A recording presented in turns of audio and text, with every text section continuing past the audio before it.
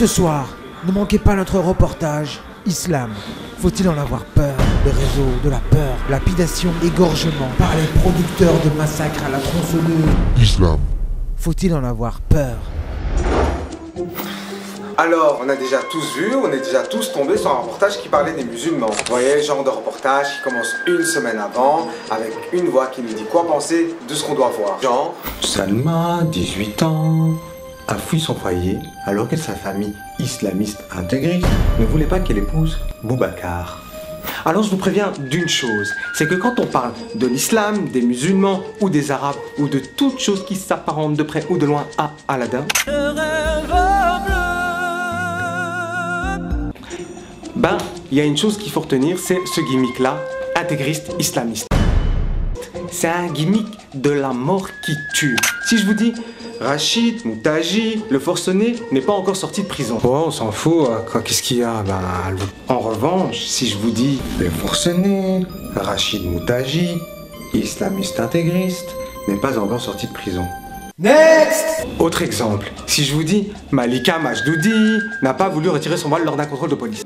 et alors? Mais si je vous dis, Rachida Mouktaji, islamiste intégriste, n'a pas voulu retirer son voile lors du contrôle de police. Dernier exemple, si je vous dis, le couscous, islamiste intégriste.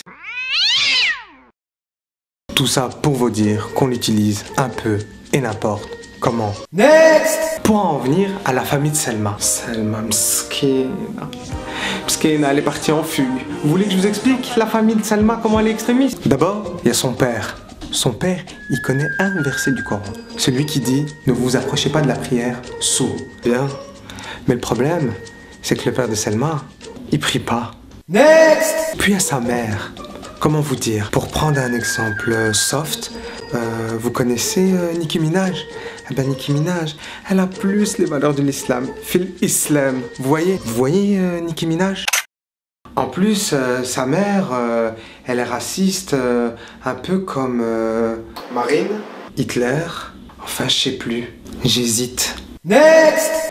Tout ça pour vous dire que la famille de Salma, elle est loin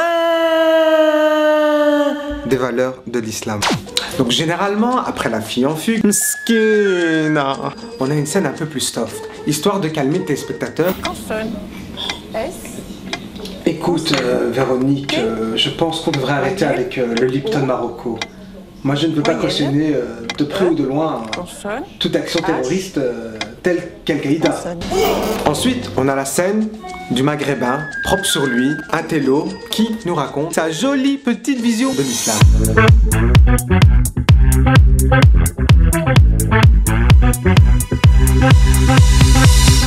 En fait, vous comprenez, moi je suis musulman, Mais pas trop. c'est-à-dire que je crois en Dieu, mais ça dépend des endroits. Vous savez, mon islam, c'est comme ma passion pour le surf. Je ne ramènerai jamais ma planche à l'école. Mon islam est intérieur, mon l'escardisme est extérieur. Le voile n'a rien à faire dans une école. Enfin, dans la mesure où... si je veux trouver un emploi convenable et rentrer en boîte comme un bouffon, j'ai intérêt à dire cela. Ensuite, on a la pub. Mais avant la pub, on nous annonce le final. Pada! Le final, c'est filmé en caméra cachée. Ça fait style, on prend des risques, on est des journalistes de guerre. Tu vois, genre le mec, il s'emmerde tellement dans son métier, il se crée tout seul des frayeurs. Il va dans un quartier chaud de Bruxelles. Quand on parle de quartier chaud de Bruxelles, ben à Chicago, ils appellent ça Disneyland. Hein. On est bien d'accord. Alors il est là, avec sa caméra, et il rentre dans une mosquée. Que va-t-il y voir?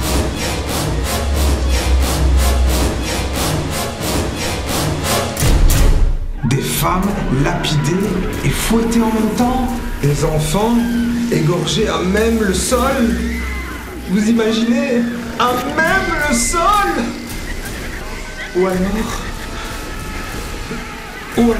Ou alors des tapis et des gens en train de prier. Ensuite, le mec il s'installe et dès qu'il entend l'imam parler, il se met tout fier à enregistrer. Alors, il faut que je vous explique une petite chose. C'est que les imams, dans les mosquées, ils ont tendance à crier. Donc c'est du genre à vous dire, aimez-vous les uns les autres et faites une chaîne du bonheur. Ben, l'imam, il va pas te le dire comme ça. Hein. Aimez-vous les uns les autres et faites une chaîne et du bonheur. Alors en plus, quand tu comprends pas l'arabe, on a l'impression que le mec il dit « Allez les égorger, ces mécréants, ces athées !»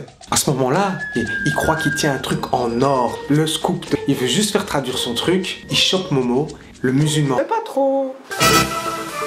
En fait, il explique que la violence faite aux femmes est contraire aux valeurs de l'islam et que... Ouais, ferme-la, sinon...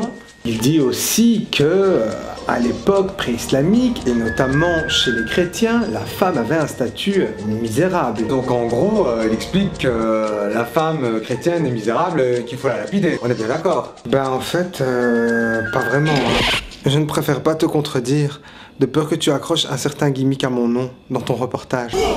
Puis le reportage se finit sur 2-3 interrogations. Genre, on a réfléchi à la question, on est une émission sérieuse d'information, on vous donne des pistes de réflexion, on entend des questions telles que...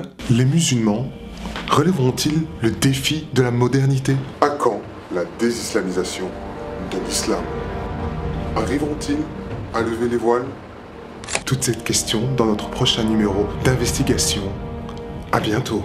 Voilà, moi c'est Samouis, j'ai rien inventé. Je préviens, au cas où des stressés de la vie vont perdre 10 minutes de leur temps sur YouTube pour dire que je fais genre. Mais je rappelle une chose. C'est que Molière, islamiste intégriste, n'était pas le premier à écrire des pièces. Voilà, comme ça fait 2 raisons. Il fait genre et il est prétentieux.